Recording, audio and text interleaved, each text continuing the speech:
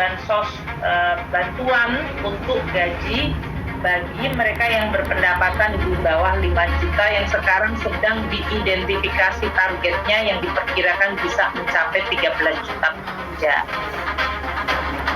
Assalamualaikum warahmatullahi wabarakatuh. Hai, apa kabar? Kembali di Kembali Riau. Kabar gembira bagi kamu semua yang berpenghasilan di bawah 5 juta. Pemerintah bakalan memberikan insentif ya bagi para pekerja yang penghasilannya di bawah 5 juta. Apakah kamu termasuk? Menurut pemerintah melalui Kementerian Keuangan, Bu Sri Mulyani, ya, pemerintah berencana akan menggelontorkan uang sebesar 31 triliun lebih untuk memberikan bantuan kepada pekerja yang penghasilan di bawah 5 juta rupiah, yakni sebesar besarnya belum tahu, tapi jumlah dari pekerja tersebut ada lebih kurang 13 juta pekerja yang di bawah penghasilan 5 juta. Izinkan saya mikir dulu, mikir. Mikir.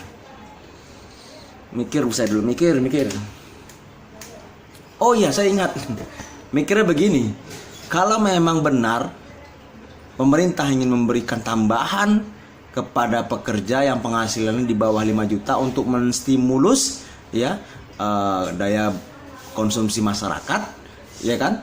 Nah, pertanyaannya adalah, pertama, sumber uangnya dari mana? Kemudian bagaimana mekanisme pemberiannya? Dan juga apakah bagi kawan-kawan yang belum bekerja, ya, pengangguran, ini berasaskan keadilan, ya? Apakah mereka mendapatkan juga? Nah, kita belum tahu. Kemudian bagaimana dengan para pensiunan TNI, Polri, ASN, ya? Mereka kan memiliki hak juga, apakah ini terganggu, ya kan? Belum lagi yang lainnya. Yang jelas kita sebagai warga negara Indonesia berhak mengetahui ya program pemerintah apa saja. Ya, apakah ini juga nanti prank berikutnya, kita nggak tahu ya. Pemerintah ini kadang-kadang katanya suka membuat prank ya.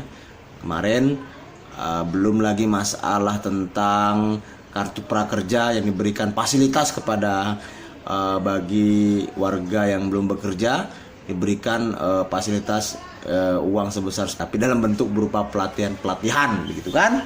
Nah, ini juga menjadi masalah tentunya. Nah, jadi di balik kebijakan yang akan digelontorkan oleh pemerintah ini tentu banyak pro yang dan kontra ya. Masyarakat jangan diberi PHP dan sebagainya. Ya silakan, bagi kawan-kawan yang berkomentar silakan berkomentar. Ya, kita setidaknya ya harus melihat kenyataan ya. Fakta hari ini bahwa memang ekonomi itu terus mengalami ya penurunan, lesu begitu, dan apalagi dalam kondisi pandemi seperti ini. Nah, ini harus dipahami pemerintah juga. Ya, belum lagi persoalan-persoalan lain ya.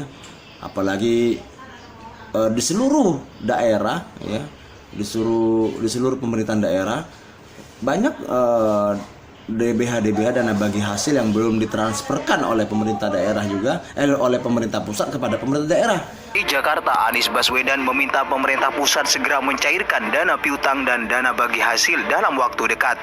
Dana piutang milik Pemprov DKI Jakarta yang bisa dicairkan Kementerian Keuangan adalah sebesar 5,1 triliun rupiah. Mengalami pemotongan. Melalui formula penghitungan yang dinamis, besaran anggaran di awal bisa saja dilakukan pemotongan menyesuaikan dengan penerimaan negara. Akan kita mulai dengan formula dinamis. Jadi nggak bisa pemerintah daerah dapat misalnya dipastikan pasti 1.000 miliar tahun ini. Enggak. Konsekuensinya untuk daerah ya berarti daerah harus bersiap-siap bahwa DAU itu sifatnya tidak fix. Itu menjadi masalah terhadap beredarnya uang di masyarakat ya. Kurangnya ya pembangunan atau proyek ya, itu menjadi terkendala semuanya. Akhirnya pun ekonomi terganggu ya kan. Nah, semua terganggu, daya beli masyarakat menurun ya sebaiknya pemerintah ya yang real saja lah ya, seperti ya DBH itu diberikan kepada pemerintah daerah yang mestinya berhak untuk menerimanya, itu saja. Jangan buat program-program yang mungkin ya menyulitkan warga negaranya sendiri. Kapan uang itu akan diberikan dan bagaimana tata cara atau mekanisme yang akan diberikan, belum merinci seperti itu. Apakah berasas keadilan juga ya, bagaimana juga kepada para yang pengangguran ya, atau bagi warga negara yang belum bekerja, apakah sudah menganut prinsip asas keadilan ya terhadap mereka.